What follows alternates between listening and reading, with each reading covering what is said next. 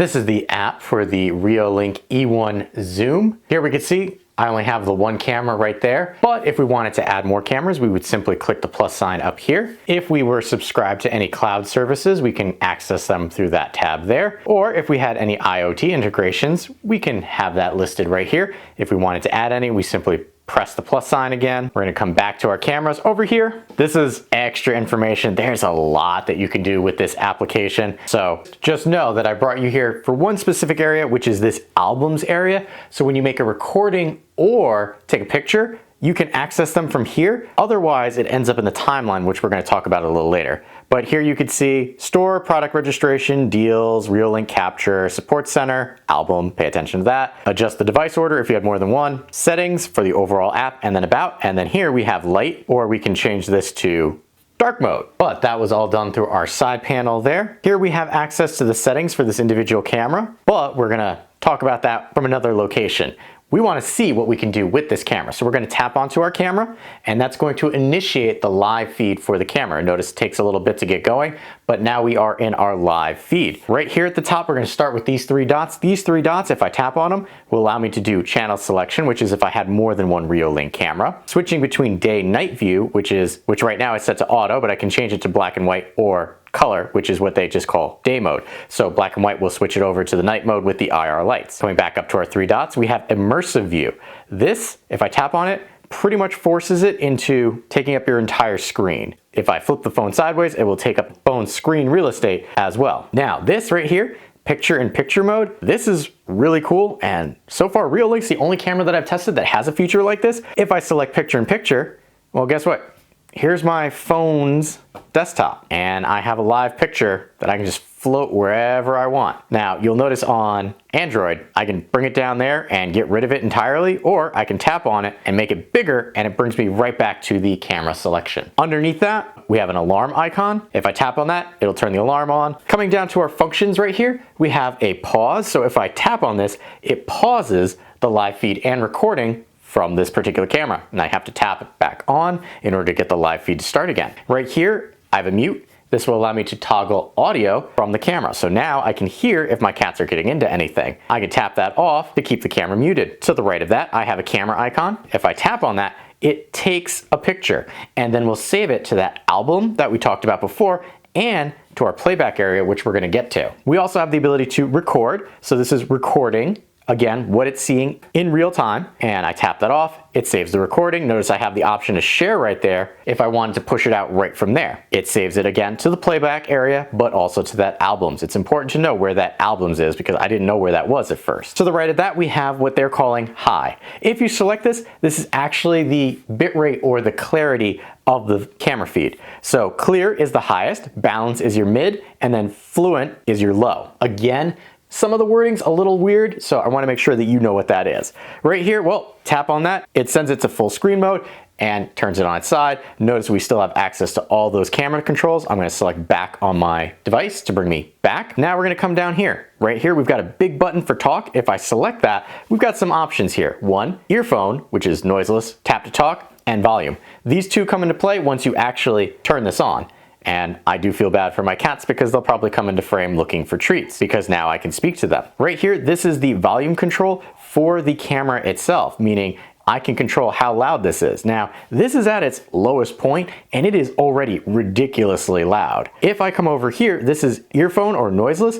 Tapping this means that I won't hear anything through the application. Instead, I would have to hold it up to my ear to hear it. But I'm going to turn that off so that my cats don't hate me and wonder why they're not getting treats. If I select this X, it gets rid of that option and brings us back to our main screen. Right here, we've got our clip. If I select clip, this is a cool feature where notice at the top, I have a visual of what it sees. And at the bottom, I've got this box. And this box I can drag around, which changes the visual up here. The box can also get bigger and smaller depending on what I want to clip. Now notice I've got a cat just hanging out up there. And let's say I want to clip that. Well, I would zoom in on him and then I can either take a picture and it's going to take a picture of that zoomed in, pushed in, clipped area, or I can hit record and it's going to record that in that zoomed in function. Now, if I pull this out while it's recording, it will record as I'm changing the aspect. I'm going to turn that off and then I'm going to close. And again, those clips save to the playback, and save to the album that we showed on the first page. Next,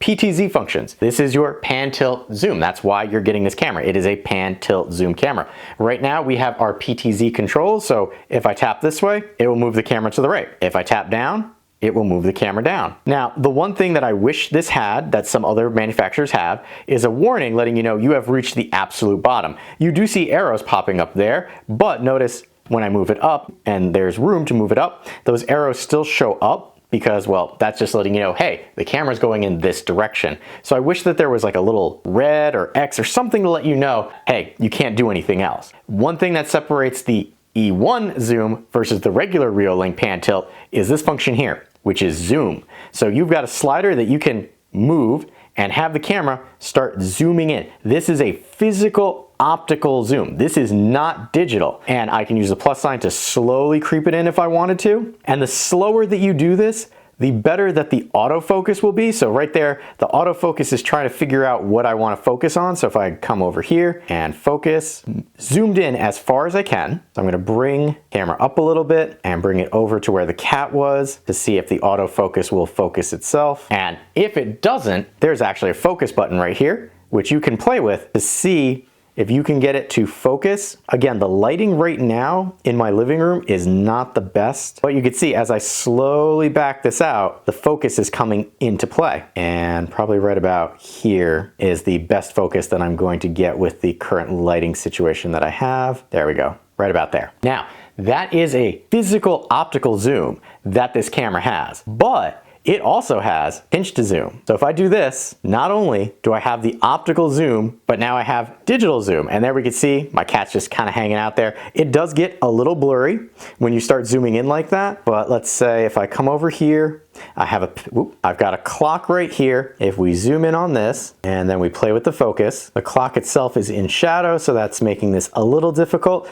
but you can kind of read the Roman numerals there on the clock itself, but we're gonna pinch that out a little bit, move the camera over and over again, one more time, and we're gonna try and zoom in on this right here and see how that does. So it looks a little out of focus, so we would come into our focus, just letting you know how different lighting cues can mess with the actual visibility of anything, because this is kind of sitting in a darker area. Yeah, it does not like that. So you can click and drag this to do larger changes. There you go. So you can almost make out words that are on that picture frame. But what we're gonna do is I'm gonna minimize that. I'm gonna take the zoom and pull it all the way back. And then we're gonna pinch to zoom out. So there we go, we're all the way out. And it is automatically focusing itself. So we come here, it's got the minus focus sign. So that means it is as good as it's going to get. So that's our pan tilt controls, and we can just kind of drag this around and it'll move as if it was a joystick. And we'll put the cat back in frame. You can see up here in the upper right hand corner, that icon indicates that there is motion that the scene is detecting. That will also show up with a pet and person icon if it detects those as well. We also, in our PTZ area, have a couple of extra functions. We've got our return to motion point. So selecting that will push the camera back to its true center. You have reset motion point. If you want to have something that's not the starting point, you can reset it that way. You have auto return to motion point, meaning if it tracks something or you've been moving it, when a certain amount of time has passed, in this case 60 seconds, it will return to its center point. So you can either toggle that on or off, or adjust how long you'd like that before it returns to center. Next, we have our preset points. So you can set several preset points that the camera will kind of jump through. So you can have 3 or 4 different locations. Hey, pay attention here, pay attention here, pay attention here. Now I can edit one that I have already, can change the name. I can delete it if I want to, and then I can press add and then give it a marked. Now the presets are going to be wherever you have the camera at that time, so make sure that you have your camera in place and then mark the preset. My suggestion would be that you turn off the auto return in case you're not working fast enough. Coming over to our 3 dots, we have our calibration. This will send the camera spinning around and set it back to its original set point, but we're not going to do that. I'm going to hit the X to bring us back to our main screen because that was all of our PTZ functionality. Coming over to our playback, here we can access all of the clips that we have taken. Now, this is kind of a cool feature. If we look across the top here, you're gonna see numbers. These numbers are based on a calendar. right now I am actually filming on the 6th, but you'll notice 1, 2 are shaded in, 3 is not, 4 is, 5 is not. This lets you know at a glance, hey, there's something that happened here that you probably want to pay attention to. If I select this option right here, it will show me an actual calendar that I can pick and choose where I want to go to. And down here, we have a timeline. So I'm going to pick the 4th because that's when I was doing a lot of testing. And on the 4th here, you could see anywhere that there are these blue indicator lines, that means that something happened that you should pay attention to. And they correspond to these across here. Notice on this first clip, it's got a dot, a person, and a pet. That means that there was motion, pet, and a person in that. And I can drag anywhere I want along this timeline at the bottom. The only thing I wish that this would allow you to do is zoom in on the timeline, pinching a little bit. If I select this particular one on the timeline, it will start playing it up here, and there's a cat moving over there. I can take a quick snapshot, I can record this, and I can change the bitrate for this. And I'm just gonna tap to pause right there. Down here, if I select this, this is a filter option. So I can filter along this for, hey, just show me motion. So now it'll only show me clips with motion. Take motion off, notice now there's no clips. Show me clips with pets. Selecting that, now things that have pets will show up. Notice that you can still have motion along with the pet, but it's going to find ones that have the pet. Just like person, find me all the things that have people. This is actually a really cool feature. Again, wish that I could pinch to zoom a little better on the bottom here, but other than that, this is really nice. If I come up here to these ellipses, I click on that and it changes the view. So now, instead of that timeline view, I get it more of a gallery thumbnail view. Want to stop that? Click that, you go back to your timeline. If we come down and limit what we're looking for to just pets, a pet clip right here, and this will allow me to show you some of the cooler features that you get with your playback. If I select this right here, that's going to start this stream, and I'm going to pause that because I'm going to show you up here. There is a 1x, that's with the default. If I select this, I can speed up this clip or slow it down. So I can slow this down to 0.25, or I can speed this all the way up to 16x. I'm just gonna do 4x for the purposes of this, and then we'll kind of see there'll be a cat walking around. I'll move the camera, it will follow the cat to see what she was up to, and then I'm gonna pause that because her face is in the camera. And then the clip will end as soon as she jumps down. And the reason I want it to get back to the beginning of this clip, or to the end in this case, because I'm going to pause it, I'm going to restart it, pause it, and then drop it back down to the normal speed, because the other thing that we can do from here, aside from viewing our clips, is that we can download them. So right next to the how fast you want to watch this, there's a download. If I select this, this is one of the great features that I like about Reolink. That red line indicates where your video is. Notice on either side of that, there's this, where I can drag the start position and end position of this clip. So unlike other manufacturers, when you go to download something and you have to download the whole clip, well, maybe I just want to get the close-up of my cat right here. So I can go right there, and then I watch this red line and I watch it continue. There's her face in the camera as she's sniffing around, and I'm gonna wait until it's just done with her and she backs off. So there's the face again, and here's her walking away. And I'm going, okay, that's a good place to end it. And I just push that there. It will stop the clip right there and then loop it again. So you can double check to make sure that's what you want. And then I can hit download. When I download, it only downloads that 23-second clip as opposed to the full 1 minute and 30 clip that I had down here. That is one of the unique features that I have found with Reolink, and it has saved me a lot of space and time, especially when I was running my tests and downloading them. And then X puts you back to the actual camera. And that's everything that we can do with the camera controls for the Reolink E1 Zoom. Up here in the upper right-hand corner next to those 3 dots that we played with before, we have a sprocket. This sprocket is going to bring us into the settings, and there are a lot of settings that you can do with this. This makes the E1 Zoom one of the most versatile and confusing cameras that I have ever tested. That's not bad, that's not good, that's just information.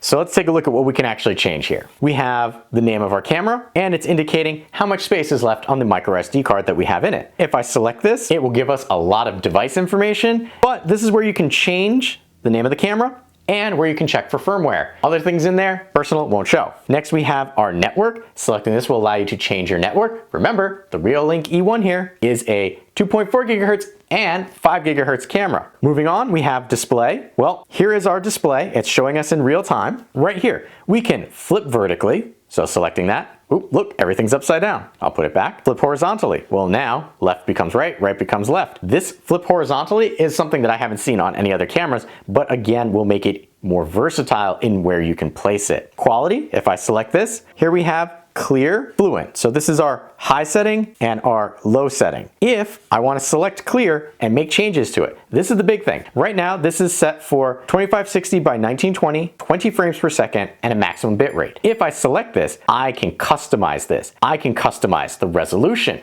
I can customize the frame rate. I can customize the maximum bit rate and then hit save. This right here is a level of camera control that I have not seen with any other manufacturer that I've tested. You can do the same with the lowest rating as well. Here we have auto frame rate. If I select that, we have gradual, constant, and auto. Gradual is what's on by default, so my recommendation, leave it on unless it's not working for you. Another thing that I've never seen in a camera, anti-flicker. Selecting this, depending on your region, LED bulbs and fluorescent bulbs have a different hertz rate at which they flicker. So if you take a US camera over to the EU, you might notice some flickering when you're recording. This will allow you to change that. Right here we have day-night. Well, I showed you where you could access this before. Auto will switch between the two automatically. Color leaves it in day mode, and black and white puts it permanently in night mode. Brightness, well, right here we've got a slider. If I move this over to the right, you can see it's all washed out now, but you can dial in how you want this to look. So this is a darker image over here. So if I want to make that darker image a little lighter,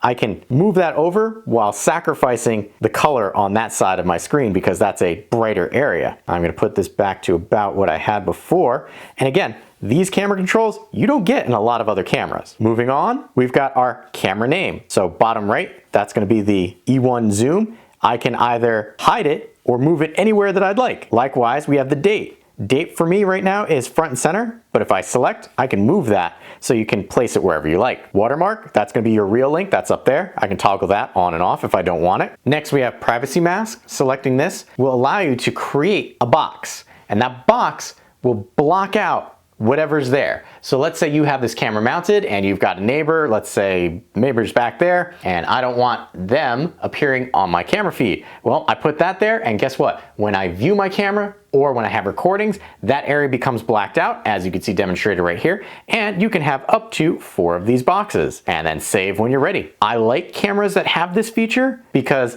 it allows you to kind of keep specific areas private. So there you can see I kind of left those on there. So we're gonna go back in there and remove and continue. And now they're all gone, and I'm gonna hit save. So there you go. And I also appreciate the fact that whatever I change, this is a live feed letting me know this is exactly what it's gonna look like. Coming down, we have advanced, and well, advanced, here we have threshold auto switch for color mode and night mode. So here, how sensitive do we want the switch between night mode and day mode to be? The customization and controls that you have over this camera are ridiculous. Coming down, we have brightness and shadow. So right now I have it on auto for color display and black and white, but you can toggle those off and look, you get more functions. So for black and white, you can change your values for brightness and shadow and then restore default for both if you want, or you just leave it like this and let the camera figure that out for you. Customization is key with these cameras, and that's the bottom here. So we're gonna select back because that was all under our display. We've got a lot to go through. Moving on, we have device volume. Right here we can see this is the volume coming from the camera itself. It's peaked right now, so it's at its loudest, and let me tell you, it is very loud. Right here, if I select that, it will, and we're gonna drop this down a little bit so that my cats don't freak out. I can test the volume by selecting this, and it will trigger an audio test on the camera itself. Coming back, we've got our detection alarm. So if I select this, there's a lot of functionality built into this area that I wish was placed somewhere else or called something else. But here we have detection zones. If you're familiar with a detection zone, you can select an area that you wish to monitor. This Reolink does it a little differently in that you paint detection zones. So right here, you can see I can create these fluid things. I can also erase, maybe I want to fix that, or I can say erase all and it gets rid of everything. Or I can paint all and say everything is my zone. And then I can use my eraser tool and say, well, maybe just this area I don't want to pay attention to. This is actually a really interesting way of doing this instead of creating boxes or using a grid. This is a grid, but the grid is small enough that you can get some customization, noticing I have like a round function right there. I'm going to select back because I don't want anything selected at the moment. Alarm sensitivity, we've got settings. So motion detection right now, I have that set on 41. You could scroll that left to right and that will make the sensitivity change. Back, we have our smart detection. Well, right now you can set your sensitivity levels for individual things. So person detection or pet detection. These are free with Reolink. I'm not paying for these. These are just built into the camera. So if you're not getting the pet notifications that you want, you can go, well, maybe make that a little more sensitive. So right there, it's letting you know, hey, you can see the dog is a little blurry now. The dog was pretty much there. The dog is solidly there. So maybe my cats are being a little troublesome and I want to get them even if I'm not sure. So we're gonna hit save. You might get a couple more false positives with that, but the fact that it's there is great. I'm gonna select back and we're gonna come down to our alarm delay. Right here, this is how long can something stay in the frame before it sends a notification or a detection alert again. So in this case, I have up to 8 seconds for both or 0, meaning if I leave it at 0, it's gonna let me know, hey, something's been seen, something's been seen, you should go look at it. So sliding scale, I love it, it's great. Object size, this is another neat one. Hypothetically, for a person or a pet, do I wanna have something smaller than or bigger than? So with a pet for detection, I want bigger objects. And then right here, you could say, hey, this is the size of the object that the pet needs to be bigger than. So for me, if I make this about the size of this right here, that means that a pet would need to be bigger than this object before I get a trigger. And you can do that with people as well. So maybe you only want to target small people and get notifications as to adults instead. Again, that's all under object size. Auto tracking. Toggling this on or off will allow the camera to follow whatever it's targeting. And notice right here, you can select person or pet. So you can have, hey, maybe I just want my pet to be followed around and not people. This is the one feature that I wish they would move somewhere else because detection alarm does not seem to fit with auto tracking. But we're gonna select back because that's our detection alarm area, and coming down, we've got camera recording. It's on. I have the toggle right here, on or off, but this will not turn the camera lens up or down. This just stops recording and you can still access the live feed. You can schedule this, so hypothetically, if there's specific days or times, you can set that here. And what I mean by that, if I come over to the timer section, you can set time, like right there. I could set a time, enable versus disable. You can do it singly. You can select your days, go back because I'm not going to do any of that, and I'm going to do alarms. You could do the same with that. So if I click on a specific day, it's enabled all the time. Well, I can say, no, maybe disable something right there, change the date. There's a lot of functionality here, and then I can save if I want. We're not going to, we're just going to select back. Here we have post motion record. What this will allow me to do is even after something has triggered this and it's moved out of frame, the camera will continue recording after the fact. So you can have a minimum of 15 seconds and up to 1 minute. If a person triggers motion, but then the camera doesn't see a person anymore, well, you can have it record up to a minute after it figures out that a person has been through the frame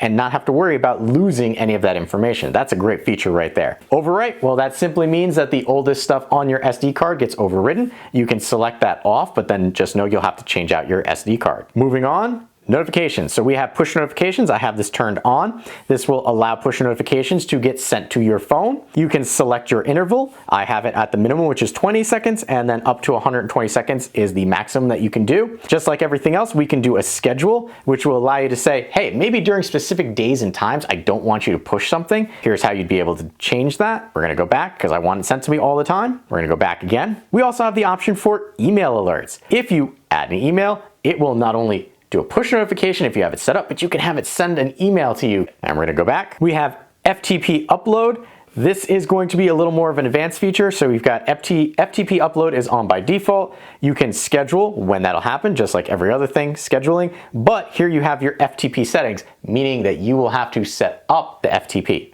or file transfer protocol. If you don't know what that is, stay out of there. It's a little more advanced than I'm gonna show in this particular overview, but just know you have settings here with this camera for that. Here we have our siren. Right now, I have it off. If I turn this on, it means that when motion is detected, the siren will go off. So if you detect a person and want to scoot them away without having to manually trigger the siren, toggle this switch, and the camera will do that for you. Here we have linked devices. Well, right now, I only have one device, which is why it's showing 0. I can add more devices and then have them all linked to this account where I can toggle through them. Share this camera. If I tap on this, it will pop up with a QR code. The person will need to have their own Reolink account, but then they can scan the QR code and add this camera. Here we have time lapse. I always like when a camera has time lapse because, well, you can do some pretty cool things, much like this. So if I go try now, it'll give me some presets: event, people, traffic, moving clouds, sunrise, sunset, construction, blooming, or custom. So if I select clouds, it goes, hey, this is what I'm gonna do, and all I have to do is hit start. If I do blooming, notice the duration has changed, and it lets you know, hey, this is the general file size that you're gonna get. If you wanted to, you can do custom, meaning I can start the capture, how long, interval, the quality, and the type. So photo versus video. This is a cool feature that some other cameras don't have because of that selection of video versus photo. And when everything's said and done, you can throw it up here. That's going to be your time-lapse gallery. I haven't kept any time lapses there. And if I select the sprocket icon on this page, I have the ability to override time lapses if I turn that on. We're going to go back and come down to advanced. Because you thought we were in advanced before? No, this is advanced. Here we have user management. Selecting this will allow you to set the camera to illegal login lockout, meaning if you try and log into this camera multiple times with the wrong username and password, it will temporarily lock the system out. You have the camera admin, which is different than the account for the app itself. Right now I have me.